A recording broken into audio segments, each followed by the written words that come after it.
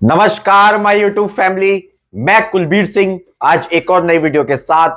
जैसे कि आप सबको पता है, हम सेल्स एंड मोटिवेशन के ऊपर वीडियोस बनाते हैं और हमारे रेगुलर बेस पे वीडियोस भी आ रही है। तो आज का टॉपिक स्टार्ट करते हैं नई वीडियो के साथ। आज हम बात करेंगे टाइम मैनेजमेंट के ऊपर, टाइम को मैनेज कैसे करें। तो सबके अंदर क्वेश्चन होता होगा कि आप अपने टाइम को मैनेज कैसे करें या हम अपने टाइम को मैनेज कैसे करें। हर कोई ये चीज सोचता होगा। तो उसके लिए बहुत सी ऐसी चीजें हैं जिसकी वजह से आप अपना टाइम मैनेज कर सकते हैं। बहुत सी ऐसी गलत चीजें करते हैं जिसकी वजह से हम टाइम मैनेज नहीं कर पाते। तो सबसे पहली चीज जो सबसे इंपॉर्टेंट है, हर कोई ये सोचता है कि टाइम मैनेज कैसे करें, लेकिन ये नहीं सोचता कि अपने आप को मैनेज कैसे करें। ठीक है, तो सबसे पहली और इंपॉर्टेंट चीज, अगर आप टाइम मैनेजमेंट की तरफ जा रहे हैं, टाइम मैनेज करना चाहते हैं, तो अपना मैनेजमेंट करें, अपने आप को मैनेज करना सीखें।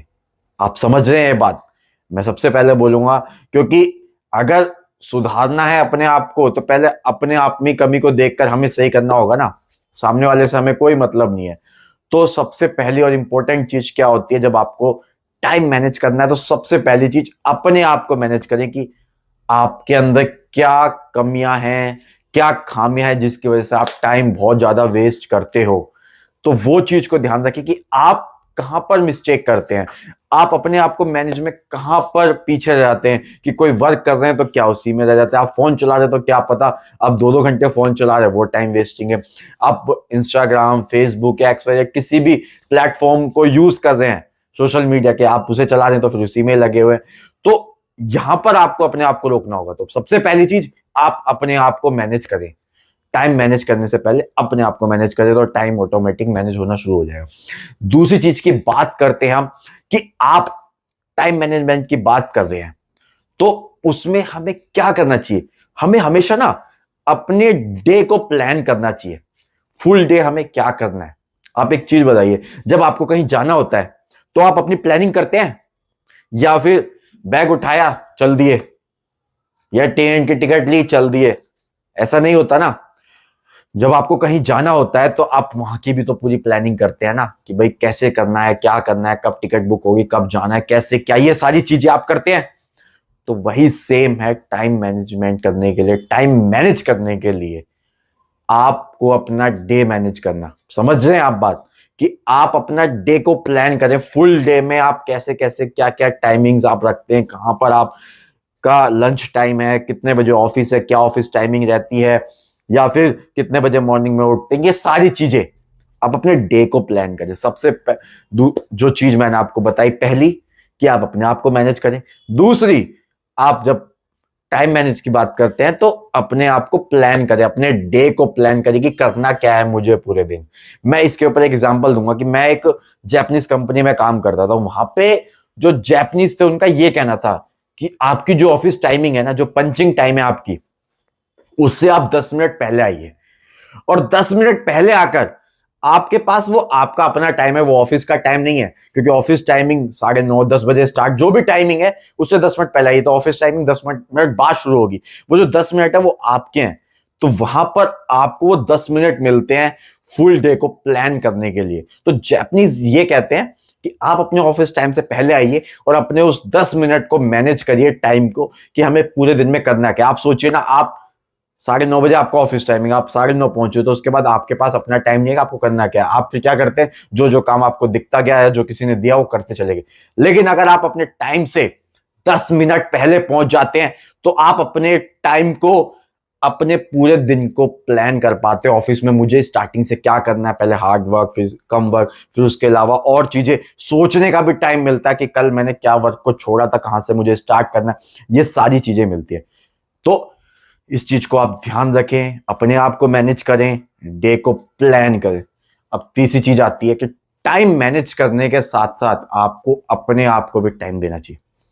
जब आप कोई वर्किंग कर रहे हैं, आप देखिए, आप ऑफिस के अंदर हैं, आप कोई वर्किंग कंटिन्यूसली कर रहे हैं, तो वहां पर आपको ना छोटे मोटे ब्रेक्स लेने चाहिए।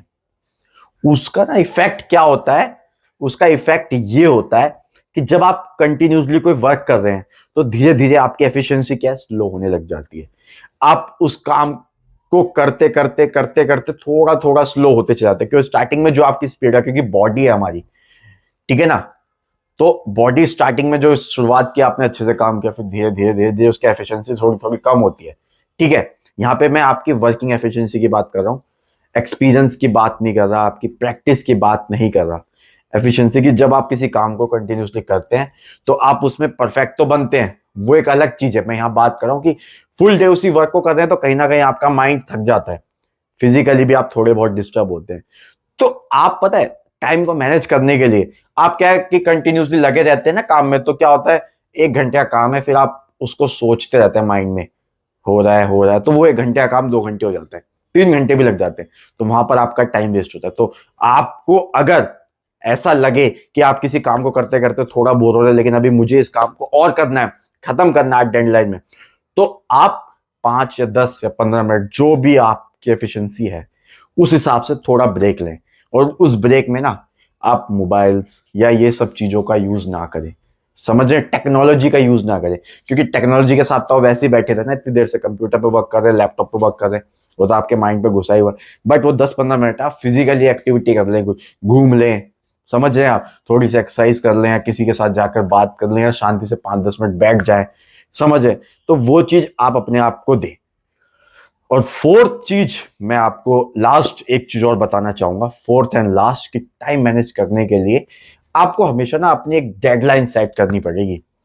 आप इस चीज को समझिए कि डेडलाइन बहुत ज्यादा इंपॉर्टेंट होती है किसी वर्क को कंप्लीट करने के लिए। अगर मैं आपको बोलूं आपको एक काम करना है, अगर आपने वो काम करना है मान लीजिए, लेकिन आपने कोई डेडलाइन नहीं चुनी कि भाई मुझे ये 2 घंटे में करना है, 3 घंटे में करना है, 4 घंटे में करना है, आपको पता है मेरे पास फुल टाइम है, मैं आराम से करूंगा, तो शायद 1 घंटे का काम आप 4 घंटे में भी करोगे, ठीक है, 6 घंटे भी लगा सकते हो, तो वहां पर क्या हुआ, आपका टाइम वेस्ट हुआ। लेकिन हाँ, आपको पता है कि ये काम 1 घंटे का है, ठीक है, मैं थोड़ा स्लो वर्क करता हूं तो मैं चलो 1.5 घंटा ले लूंगा, या मैं बहुत फास्ट वर्क हूं 1 घंटा है लेकिन मैं 50 मिनट में कर दूंगा। तो आपको ये सोचना पड़ेगा कि आपकी जो डेडलाइन है वो आपको फिक्स करनी पड़ेगी कि भाई मेरा ये 1 घंटे का काम है, मैं इसको या तो 1.5 घंटे में खत्म करूं अगर आप थोड़े स्लो है, अगर आप फास्ट है तो मैं इसको 50 मिनट में खत्म करूं, लेकिन आपको एक डेडलाइन सोचनी पड़ेगी। तो जब आप डेडलाइन सोचते हैं कि हाँ इतनी देर में खत्म करना है, तो आप उसके लिए भागते हैं। जब तक आपको कोई गोल नहीं मिलेगा, आप रेस के मैदान में, आप समझिए आप एक रेस के मैदान में दौड़ रहे हैं और आपको एंडिंग पॉइंट ही नहीं पता, तो क्या आप कभी वो दौड़ जीत पाएंगे? नहीं जीत पाएंगे ना। जब आपका कोई एंडिंग पॉइंट ही नहीं है उस मैदान में, तो आप तो भागते रहेंगे गोल गोल गोल गोल। वहीं पे आपको पता है कि ये एंडिंग पॉइंट है कि मुझे 1000 मीटर या फिर 1600 मीटर, जो भी रेस होती है, 1 किलोमीटर कह सकते हैं 1000 मीटर में, 1600 मीटर, 1.5 किलोमीटर या 100 मीटर और ऊपर, उसके अंदर मेरा टारगेट है। तो क्या आप उसको अचीव करने के लिए भागेंगे? हाँ, मुझे 1600 मीटर भागना है और मुझे 5 मिनट में भागना है, 6 मिनट में भागना है, 7 मिनट में, 8 मिनट में, 9 मिनट में। एक आपने टारगेट आपके पास मिल गया, एक डेडलाइन आपको मिल गई, कि आपको ये भी मिल गया कि एंड पॉइंट क्या है, और ये भी पता लग गया कि इतनी देर में भागना है। अगर आपके पास कोई एंड पॉइंट नहीं है ना, आपके पास पता कि कितनी लंबा भागना है और कितनी देर तक भागना है, कुछ नहीं पता, तो सेम वही चीज यूज होती है डेडलाइन के अंदर। जब आपको पता है कि इस वर्क की एफिशिएंसी मैक्सिमम 1 घंटा है, मैं थोड़ा स्लो हूं तो चलो मैं 1.5 घंटे में कर लूंगा, मैं बहुत फास्ट हूं तो मैं इसको 50 मिनट में खत्म कर लूंगा, 35, 40, 50, जो भी आपके टाइमिंग, आप एक डेडलाइन सेट करते हैं। बट आपको पता है कि ये काम 1 घंटे का है, आपको ये पता लग गया, अब डिपेंड आप पे करता है, आप फास्ट है तो उसको जल्दी कर लेंगे, स्लो है तो थोड़ा लेट कर लेंगे, समझे। बट आपको पता होनी चाहिए उस काम की डेडलाइन, और आपको खुद बनानी पड़ती है वो डेडलाइन, आपके अपने एक्सपीरियंस से मिलती है वो डेडलाइन, कि हाँ मैं ये वर्क, ये कोई काम मैं 1 घंटे में कर पाता हूं, अब मुझे एक काम मिला है तो हाँ मुझे इसकी डेडलाइन पता है, तो मैं 1 घंटे में इसको खत्म कर दूंगा। तो ये चीजें आपको ना बहुत ज्यादा हेल्प करेंगी टाइम मैनेज करने के लिए, ठीक है। तो अगर आपको ये वीडियो अच्छी लगी, आपके लिए इंफॉर्मेटिव लगी, तो प्लीज चैनल को जाके सब्सक्राइब कर दे, वीडियो को लाइक करें, शेयर करना ना भूलें, कमेंट जरूर करें, साथ ही साथ बेल आइकन दबाएं जिससे कि नई वीडियो की नोटिफिकेशन आपको मिलती रहे। तो आज के लिए इतना ही, थैंक यू एंड धन्यवाद।